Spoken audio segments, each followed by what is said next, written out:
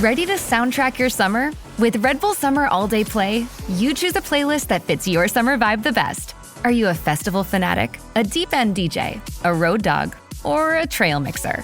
Just add a song to your chosen playlist and put your summer on track. Red Bull Summer All Day Play. Red Bull gives you wings. Visit redbull.com/brightsummer ahead to learn more. See you this summer.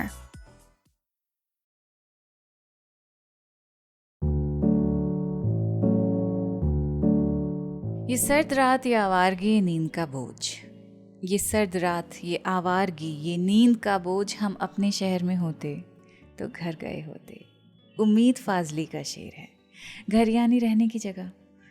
Home is usually used for comfort, right?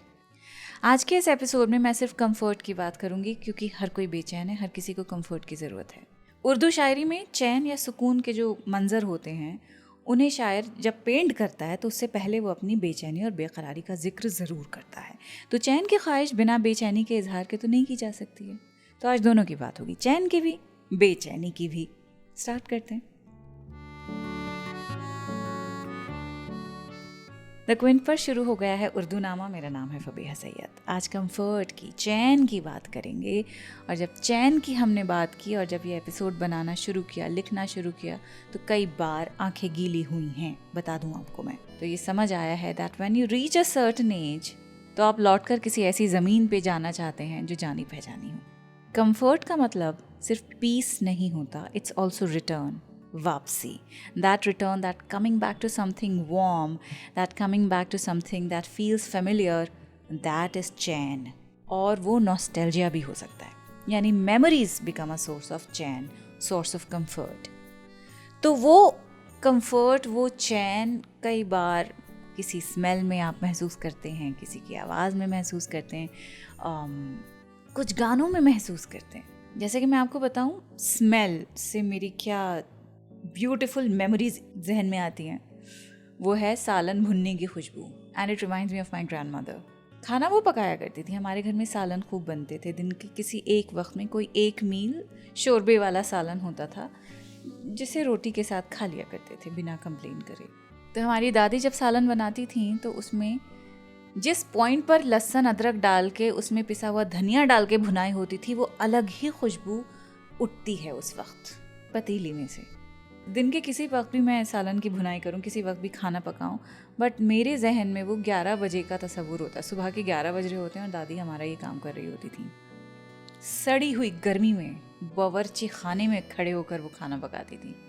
बिल्कुल वही कैफियत महसूस कर रही हूँ इस वक्त कि आज यूँ दिल में तेरी खोई हुई याद आई, जैसे वीराने में चुपके से बाहर आ जाए, जैसे सहराओं में हौले से चले बादे नसीम, जैसे बीमार को बेवजह करार आ जाए।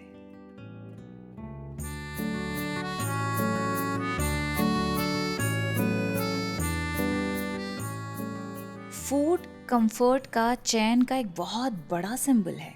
एक वक्त पे जिन खानों से आपको नफरत होती होगी, अब आप नोटिस कीजिए कि वही खाने आपका कंफर्ट फूड बन गए। खिचड़ी बचपन में कौन खाता है? बचपन में नहीं कदर होती इन चीज़ों की। पर अब अगर आपसे कोई पूछे जी कंफर्ट फूड क्या, आप बोलेंगे खिचड़ी दे दीजिए, दाल चावल दे दीजिए, दैट्स इट। कलीम माजिद का शेर सुनिए कि ना जाने रूठ के बैठा है दिल का चैन कहाँ, ना जाने रूठ के बैठा है दिल का चैन कहाँ, मिले तो उसको हमारा कोई सलाम कहे। You know, in our culture saying उसको सलाम कह देना हमारा, it is not just about politeness, it's not just a greeting, it's a subtle reminder.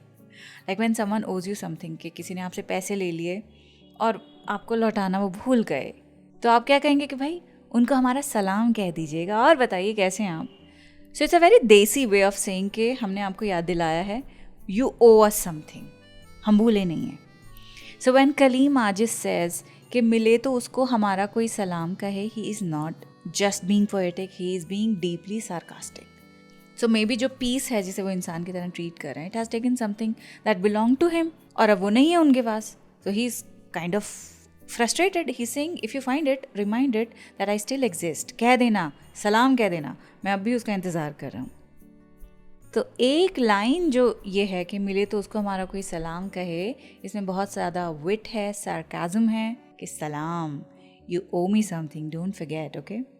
न जाने रूठ के बैठा है दिल का चैन कहाँ, मिले तो उसको हमारा कोई सलाम कहे।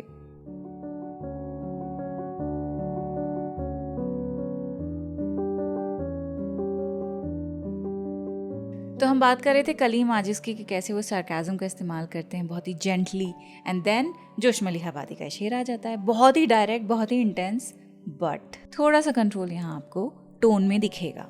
जब वो लिखते हैं कि दिल की चोटों ने कभी चैन से रहने ना दिया। मेहदी हसन की आवाज़ में सुन रहे हैं ना आप ये शेर? उन्हीं की गज़ल का शुरू का हिस्सा है कि दिल की चोटों ने कभी चैन से रहने ना दिया, जब चली सर्द हवा मैंने तुझे याद किया। इसका रोना नहीं क्यों तुमने किया दिल बर्बाद, इसका गम है कि बहुत देर में बर्बाद किया।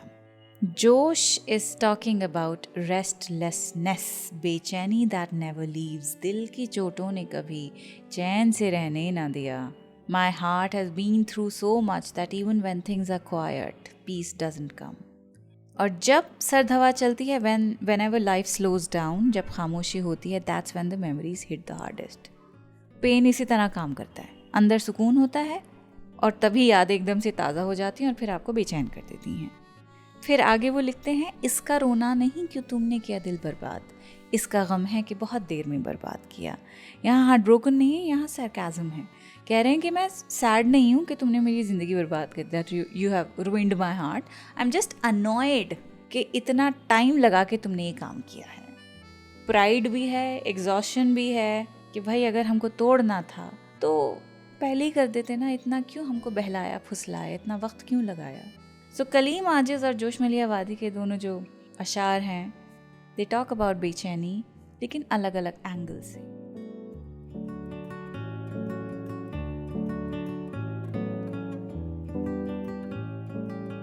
शेख इब्राहिम ज़ौक़ का आप शेर सुनिए कि अब तो घबरा के कहते हैं कि मर जाएंगे, अब तो घबरा के ये कहते हैं कि मर जाएंगे, मर के भी चैन ना पाया तो किधर जाएंगे। ओहो, बेसिकली कह रहे हैं कि I am so tired of this life, I feel like dying.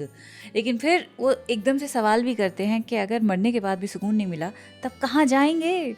Again बहुत ही sarcastic काइंड ऑफ डिस्पेयर है इसमें, लेकिन इट्स रियली सैड कि अगर दुनिया में चैन नहीं मिला है, मौत में भी चैन नहीं मिलेगा तो फिर ऑप्शन क्या रहेगा इंसान के लिए। ज़ौक़ यहाँ दर्द को ड्रामा नहीं बना रहे हैं, उससे रीज़न कर रहे हैं, आयरनी बता रहे हैं आपको कि देखिए ज़िंदगी में खुश नहीं है तो चलिए मरने का ऑप्शन है, मरने के बाद सुकून मिल जाता है, लेकिन मरने के बाद भी अगर सुकून नहीं मिला तब क्या करोगे। अब तो घबरा के कहते हैं कि मर जाएंगे, मर के भी चैन न पाया तो किधर जाएंगे। खाली है चारा गरो होंगे बहुत मरहमदान, पर मेरे ज़ख्म नहीं ऐसे कि भर जाएंगे। हम नहीं वो जो करें खून का दावा तुझ पर, बल्कि पूछेगा खुदा भी तो मुकर जाएंगे। कितना प्रोटेक्टिव है शायर अपने महबूब के लिए।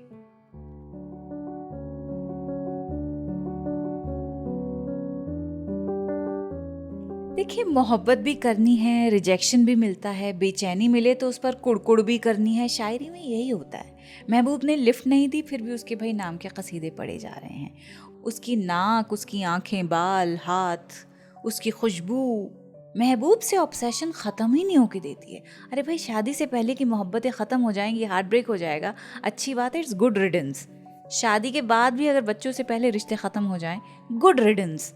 और कोई मोहब्बत मैटर नहीं करती है। फिर प्यार में धोखा मिल रहा है तो clap for the universe at that point कि आपको बचा लिया है। और दूध का जला छाछ भी फूंक कर पिएगा, इसलिए identify your pen if it's worth crying for. अब आते हैं दुखती रग पर, बेचैनी पर। पेन यानी कि चैन का ऑपोजिट बेचैनी is not a disease, it's an opportunity. अब बेचैनी पर आपको साहिल लुधियानवी के मैं आपको 2 अशार सुनाऊंगी। और शायर ये कहता है कि जो हम बहुत ही बेयर मिनिमम समझते हैं, लग्जरीज़ हैं वो एक्चुअली, जो हमें लगता है कि हाँ तो हमारी बेसिक डिज़ायर्स हैं कि ये मिल जाए, घर मिल जाए, अच्छी स्टेबल जॉब मिल जाए, अच्छा पार्टनर मिल जाए, ये तो बेयर मिनिमम होता है, तो हमें मिल ही जाना चाहिए। पर शायर कह रहा है ये एक्चुअली चांद और सितारों जैसी की तमन्ना करने के बराबर है। So he says कि प्यार मांगा तो सिसकते हुए अरमान मिले, चैन चाहा तो उमड़ते हुए तूफान मिले, डूबते दिल ने किनारों की तमन्ना की थी, मैंने चांद और सितारों की तमन्ना की थी। जिनसे इस दिल ने सहारों की तमन्ना की थी, मैंने चांद और सितारों की तमन्ना की थी।